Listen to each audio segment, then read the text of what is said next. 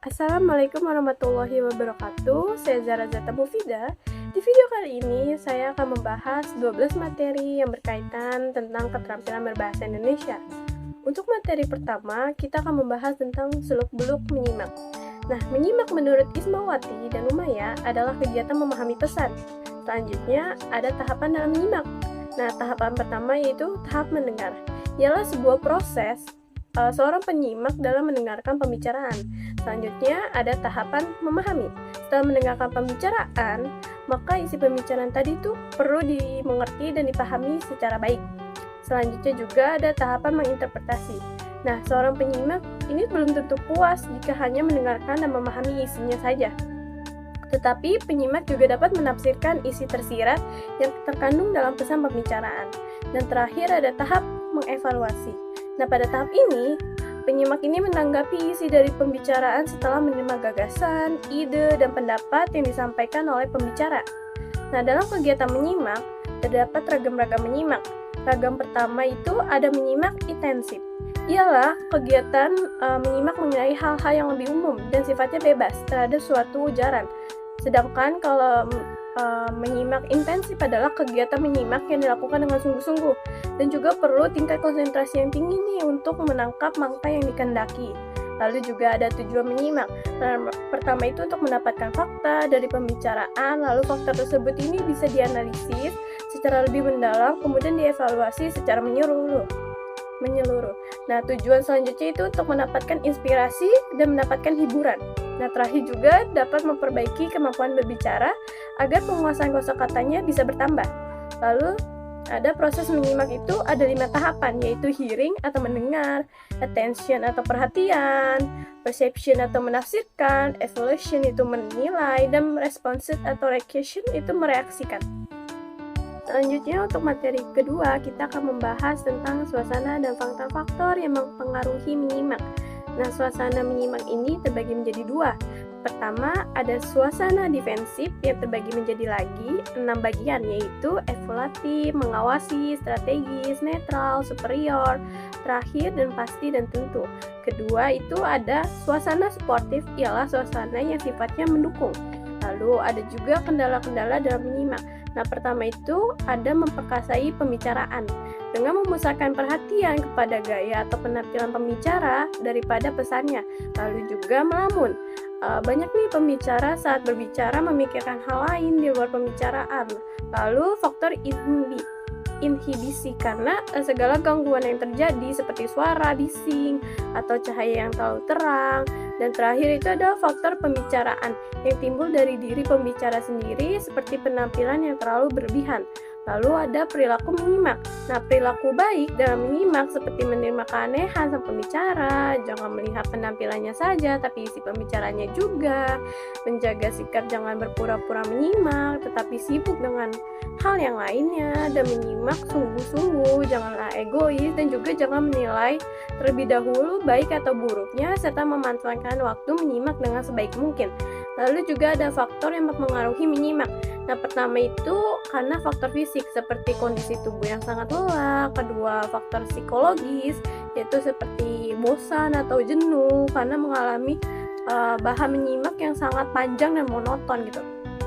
Selanjutnya, ketiga, faktor pengalaman seperti kosakata yang banyak dan bagus mempengaruhi kualitas menyimak karena adanya pengalaman dari hal tersebut. Selanjutnya ada faktor sikap dan motivasi yang terdapat mempengaruhi menyimak yang baik juga gitu. Selanjutnya juga ada faktor jenis kelamin, lingkungan, dan peran dalam masyarakat juga tidak kalah pentingnya dalam mempengaruhi kegiatan menyimak tersebut. Nah, materi ketiga kita akan membahas aneka situasi pelibat menyimak, daya simak, dan bahan menyimak. Nah, aneka situasi pelibat menyimak ini terbagi menjadi beberapa macam, yaitu menyimak dalam kehidupan dan kurikulum, menyimak petunjuk, keterangan, dan pengumuman, menyimak percakapan dan diskusi, menyimak laporan, dan menyimak radio, televisi, rekaman, dan juga telepon. Nah, semua itu pasti tanpa sadar ataupun sadar pernah kita lakukan karena menyimak cangkupannya itu sangat luas dalam berbagai kegiatan ataupun bidang. Lalu ada meningkatkan daya simak yang terbagi menjadi beberapa macam juga, yaitu aneka pengalaman audio pemertinggi kemampuan menyimak. Nah, contohnya itu bisa menyimak pada guru, siswa, pembicara, ataupun rekaman. Lalu ada aneka kegiatan peningkatan daya simak, contohnya itu seperti menyimak konservatif, apresiatif, eksplorasi, dan konsentratif. Nah, lalu juga sikap guru yang mempertinggikan daya simak, contohnya itu kayak menyediakan waktu untuk menyimak sebaik mungkin. Lalu juga ada upaya menjadi penyimak efektif, contohnya itu kayak menyimak dengan penuh rasa hormat kepada pembicara, dan juga mengatasi kendala menyimak, contohnya itu kayak menjauhkan sifat egois gitu. Dan terakhir itu aneka kaidah peningkatan menyimak, contohnya itu kayak mengembangkan atau kembangkan dan tingkatkanlah kegiatan untuk menyimak. Lalu memilih bahan menyimak yang menarik perhatian itu terbagi menjadi 3 bagian, yaitu ada dualog dan dialog. Nah, dualog itu cakupannya antara 2 tokoh saja, sedangkan dialog itu cakupannya lebih dari 2 tokoh. Selanjutnya ada hakikat perhatian, ialah memusatkan jiwa pada suatu objek. Terakhir, faktor mempengaruhi perhatian menyimak. Nah, itu seperti kayak latihan atau kebiasaan sehingga mudah nih untuk timbul perhatian pada bidang tertentu. Nah, karena tadi kita sudah membahas segala sesuatu tentang keterampilan menyimak, sekarang kita akan membahas seluk-beluk berbicara. Nah, berbicara adalah proses perwujudan pikiran atau perasaan menjadi wujud ujaran. Nah, proses berbicara ini tentu memiliki tujuan, yaitu mengekspresikan pikiran, perasaan, gagasan, ide, dan pendapat, dan juga memberikan respon, juga untuk tujuan menghibur orang lain, untuk menyampaikan informasi yang penting, atau untuk mempengaruhi orang lain juga. Nah, selanjutnya itu ada aspek-aspek menyimak yang berkaitan dengan lafal atau ketepatan pengucapan, intonasi atau tinggi rendah suara, kosakata atau kalimat seperti saling koherensi, dan juga hafalan kelancaran dalam berbicara, dan mimik muka seperti gestur atau gerakan tubuh. Nah, selanjutnya ada tahapan berbicara, yaitu persiapan seberapa matang sih pembicaraan, penentuan topik yang ingin dibawa, dan juga penentuan tujuan. Jangan sampai nih berbicara tanpa tujuan yang jelas, dan juga pengumpulan referensi yang bisa digunakan menggunakan referensi yang sebanyak mungkin dan relevan. Lalu juga penyusunan kerangka, diketahui kerangka nih dari awal sampai akhir agar saat berbicara ini tidak bingung. Terakhir juga berlatih yang banyak agar persiapan semakin matang. Lalu ada relevansi berbicara. Nah, dalam keterampilan berbahasa ada hubungan berbicara dengan keterampilan lainnya, seperti kayak hubungan berbicara dengan menyimak, hubungan berbicara dengan membaca, dan hubungan berbicara dengan menulis. Selanjutnya kita akan membahas tentang hubungan berbicara dengan keterampilan lain. Nah, komponen keterampilan berbahasa itu kan banyak ya. Pertama itu ada keterampilan menyimak, ialah mendengar atau memperhatikan nih dengan sesama apa sih yang dikatakan atau dibicarakan orang lain. Lalu kedua, keterampilan membaca, ialah sebuah proses berpikir nih untuk memahami isi bacaan. Nah, lalu ketiga itu keterampilan menulis. Nah, ialah sebuah kegiatan nih untuk menciptakan suatu catatan atau informasi penting pada suatu media dengan menggunakan aksara. Lalu juga ada hubungan berbicara dengan keterampilan menyimak. Nah, kegiatan berbicara ini selalu disertai kegiatan menyimak. Begitu juga kegiatan menyimak selalu didahului dengan kegiatan berbicara. Nah, melalui kegiatan menyimak, kita nih mengenal ucapan kata, dan struktur kalimat juga. Lalu, ada hubungan berbicara dengan keterampilan membaca. Nah, semakin banyak seorang membaca, semakin banyak juga informasi yang didapatkan. Dan biasanya akan lebih mudah dan terampil menyampaikan informasi yang diketahuinya seperti ujaran yang jelas, lancar, kosakata yang luas, dan beragam. Terakhir ada hubungan berbicara dengan keterampilan menulis. Nah, keterampilan menulis menjadi sarana mendukung nih untuk berbicara dengan ditulis dahulu ketika ingin dibicarakan. Nah, selanjutnya kita akan membahas tentang berbicara di depan umum dan faktor yang mempengaruhi pembicaraan. Nah, berbicara adalah kegiatan berkata, bercakap, berbahasa, melahirkan pendapat dengan perkataan atau tulisan dan sebagainya. Lalu ada jenis-jenis berbicara di muka umum, yaitu berbicara dalam situasi yang sifatnya ini memberitahukan atau melaporkan. Lalu berbicara dalam situasi yang sifatnya ini membujuk, mengajak, dan meyakinkan orang lain. Lalu berbicara dalam situasi yang sifatnya merunding dengan tenang dan hati-hati. Lalu juga ada cara berbicara di depan umum. Itu pertama melakukan persiapan yang baik seperti persiapan materi dan persiapan mental juga. Karena kedua persiapan ini tentu tidak bisa dapat dipisahkan satu sama lain. Lalu ada berbicara di lingkungan resmi dan tidak resmi. Dan berbicara di lingkungan tidak resmi menggunakan komunikasi formal seperti kayak berbicara dengan teman dan sebagainya. Sedangkan kalau di lingkungan resmi itu menggunakan komunikasi yang lebih formal seperti kayak dosen ke mahasiswa dan sebaliknya atau mahasiswa ke dosen. Lalu ada faktor yang mempengaruhi pembicaraan. Nah, pertama itu ada faktor kebahasaan yang meliputi kayak intonasi, ketepatan dalam ucapan, durasi, dan lainnya. Lalu kedua ada faktor non-kebahasaan, yaitu meliputi sikap, ketenangan, relevansi, dan menghargai lawan berbicara. Nah, selanjutnya kita akan membahas tentang langkah-langkah dan keterampilan dalam berbicara. Nah, langkah-langkah berbicara itu, pertama itu bisa memilih pokok pembicaraan, bisa sesuai dengan latar belakang pendengar. Selanjutnya juga membatasi pokok pembicaraan. Lebih baik nih jangan berbicara yang terlalu panjang dan monoton. Coba nih untuk berbicara dengan lebih menarik, singkat, jelas dan padat gitu. Selanjutnya ada mengumpulkan bahan. Dan bahan-bahan ini nih dapat diambil dari berbagai referensi dan kumpulan bahan yang relevan juga. Selanjutnya menyusun bahan. Dan jangan lupa nih dalam menyusun bahan kita bisa menentukan pendahuluan, isi, dan penutup dalam berbicara. Lalu ada keterampilan berbicara, retorika, dan aksentuasi. Nah, retorika ialah ilmu yang mempelajari tentang prinsip yang efektif, sehingga pembicara dengan mudah menyampaikan pesan melalui pendekatan yang persuasif. Sedangkan aksentuasi adalah pemberian tekanan suara pada suku kata atau kata, penguatan, dan penitik beratan atau penekanan.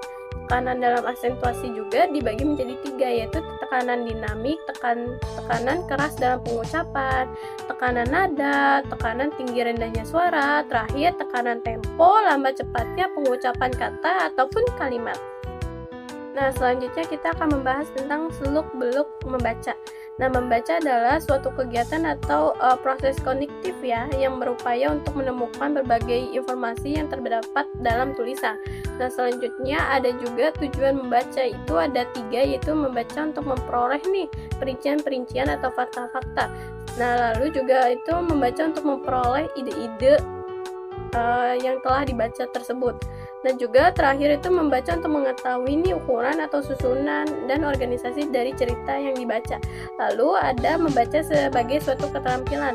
Nah, membaca sebagai suatu keterampilan ini mencakup seperti pengenalan terhadap aksara serta tanda baca, terus korelasi aksara terhadap tanda baca dengan unsur linguistik formal, dan juga hubungan antara A dan B dengan makna.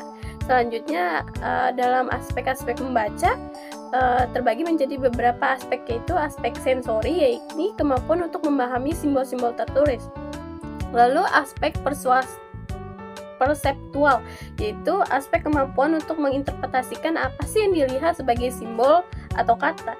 Lalu juga ada aspek sekuensial, yaitu kemampuan mengikuti pola-pola urutan, logika, dan gramatikal teks gitu kan. Lalu aspek asosiasi, yaitu aspek kemampuan mengenalkan hubungan antara simbol dan bunyi, dan juga antara kata-kata yang dipresentasikan.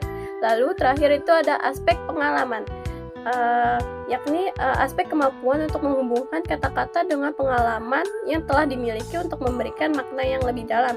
Lalu ada mengembangkan keterampilan membaca, yaitu dengan cara melatih kemampuan membaca ide pokok sebuah wacana, atau melatih kemampuan untuk memahami berbagai isi wacana, terus melatih kemampuan mengenal kalimat yang tidak ada hubungannya dengan wacana. Juga terakhir itu ada melatih kemampuan untuk kritis dalam sebuah bacaan gitu. Terakhir juga ada tahapan-tahapan pengembangan bacaan, yaitu bisa dari jenjang sensori motoris yang atau dari sejak lahir gitu kan, sampai jenjang operasional formal, biasanya itu 12 sampai 15 tahun. Dan dimana tiap jenjangnya ini kan meningkatkan kemampuan membaca nih, mulai dari pre-reading atau tahap recording, lalu tahap konfirmasi dan kelancaran, tahap membaca untuk mempelajari hal baru, dan tahap membaca dengan beragam sudut pandang, dan terakhir itu tahap konstruksi dan rekonstruksi. Nah, selanjutnya kita akan membahas tentang membaca nyaring dan membaca dalam hati. Nah, membaca nyaring adalah cara nih membaca dengan bersuara atau kegiatan membaca yang dilakukan dengan cara menyuarakan lambang-lambang bunyi. Sedangkan membaca dalam hati adalah cara atau teknik membaca tanpa suara. Lalu juga ada jenis membaca nyaring dalam hati, yaitu membaca ekstensif dan intensif. Nah, membaca ekstensif merupakan program membaca yang dilakukan secara lebih luas. Membaca intensif merupakan kegiatan membaca yang dilakukan lebih secara seksama untuk menumbuhkan dan mengasah kemampuan membaca secara kritis. Lalu ada keterampilan yang harus ada dalam membaca nyaring, yaitu mencakup nada, intonasi, tekanan, pelafalan, dan penghentian atau sebagainya. Sedangkan keterampilan yang harus ada pada membaca dalam hati yaitu membaca dalam hati dapat dilakukan dengan sempurna nih tanpa adanya suara, desahan atau gerakan lidah.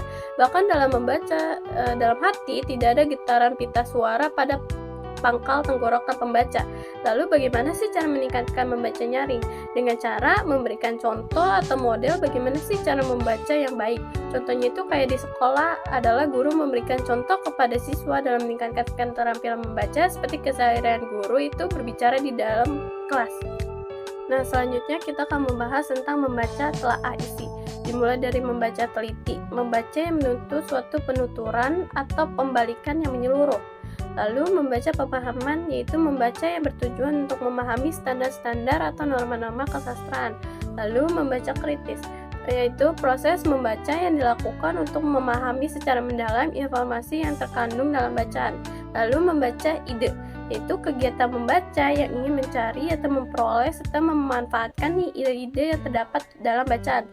Lalu juga ada membaca bahasa gitu, suatu jenis membaca dengan cara membaca dari segi isi dan bahasa suatu bacaan sehingga menciptakan keindahan. Dan terakhir ada membaca sastra, yaitu membaca sastra merupakan sebuah kegiatan yang sifatnya apresiatif. Istilah apresiatif ini berasal dari bahasa Latin appreciatio yang berarti mengindahkan atau menghargai. Lalu selanjutnya kita akan membahas tentang seluk-beluk menulis. Nah, menulis adalah kemampuan seseorang dalam mengungkapkan gagasan, pikiran kepada orang lain atau pihak lain gitu kan melalui tulisan.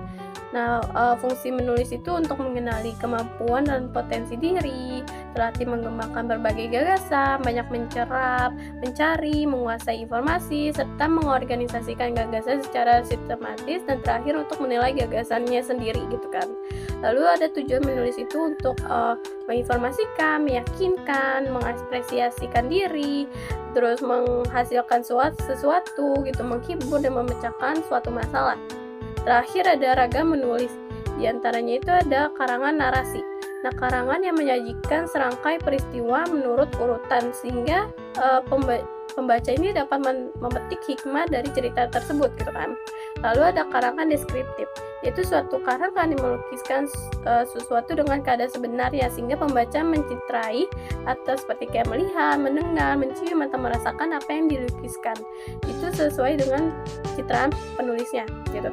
Lalu selanjutnya ada eksposisi, tulisan yang bertujuan untuk utamanya untuk mengklarifikasikan itu atau menjelaskan, mendidik dan mengevaluasi sebuah persoalan. Lalu ada karangan argumentasi. Nah, karangan ini membuktikan kebenaran atau ketidakbenaran dari sebuah pernyataan. Terakhir ada karangan persuasif, yaitu karangan yang berisikan ajakan atau himbauan yang dapat membangkitkan minat pembaca untuk meyakini dan menuruti apa yang dikatakan penulis. Nah, selanjutnya materi yang terakhir adalah materi ke-12. Kita akan membahas tentang tulisan bernada mengkritik yang dibagi menjadi beberapa macam, yaitu pertama ada tulisan bernada akrab, yaitu suatu bentuk tulisan yang memberikan sesuatu yang paling menyenangkan dalam perjalanan diri gitu kan. Cirinya itu bisa kayak bahasanya alamiah, biasa, wajar, sederhana, ujaran yang normal, biasa yang kebiasaan-kebiasaan sintaksis sehari-hari gitu kan. Lalu bentuknya itu kayak buku harian, catatan harian, jurnal, cerita tidak resmi, surat, ataupun puisi. Lalu kedua ada tulisan bernada penerangan. Nah, tulisan bernada penerangan ini bersifat informatif, bernada memberikan penerangan kepada orang lain. Ciri-cirinya tuh kayak tulisannya tuh bersikap deskriptif, tulisannya informatif, memberikan penerangan kepada orang lain. Lalu bentuknya tuh kayak pemberian faktual atau pemberian pribadi. Ketiga, tulisan bernada penjelasan. Dan sifatnya itu lebih eksposisi. Nah, tulisan ini memberikan penjelasan mengenai definisi setiap konsep dan juga contoh, sehingga memudahkan seseorang bisa memahaminya. Nah, ciri-cirinya itu kayak pentingnya susunan logis dalam tulisan penyingkapan, terus langkah-langkah pengembangan tulisan logis. Selanjutnya juga ada bentuk-bentuknya itu kayak klasifikasi, definisi, analisis, dan opini. Keempat itu ada tulisan bernada mendebat. Nah, sifatnya ini lebih persuasif gitu, yang mana dapat merebut perhatian atau menarik minat dan meyakini pembaca nih bahwa pengalaman membaca merupakan suatu hal yang sangat penting. Nah, ciri-cirinya itu kayak jelas, tertib, hidup, dan bersemangat, berasa kuat, dan bersifat dramatik. Bentuknya kayak persuasif logis dan persuasif emosional. Terakhir ada tulisan bernada mengkritik. Nah, hasil reaksi atau fenomena yang berkembang di masyarakat. Nah, tulisan ini nih berisi opini-opini pembuat tulisan yang didukung oleh fakta-fakta pendukung gitu. Jadinya tuh kayak bersifat menanggapi karya orang lain dan menunjukkan kelebihan atau kekurangan, memberikan saran perbaikan, dan juga bertujuan untuk menjembatani pemahaman pembaca. Nah, contohnya tuh kayak bentuk-bentuknya itu kayak kritikan induktif, kritikan jusidial, terus kritikan impresionik. Mungkin cukup sekian yang bisa saya paparkan materinya. Kurang lebihnya mohon maaf. Wassalamualaikum warahmatullahi wabarakatuh.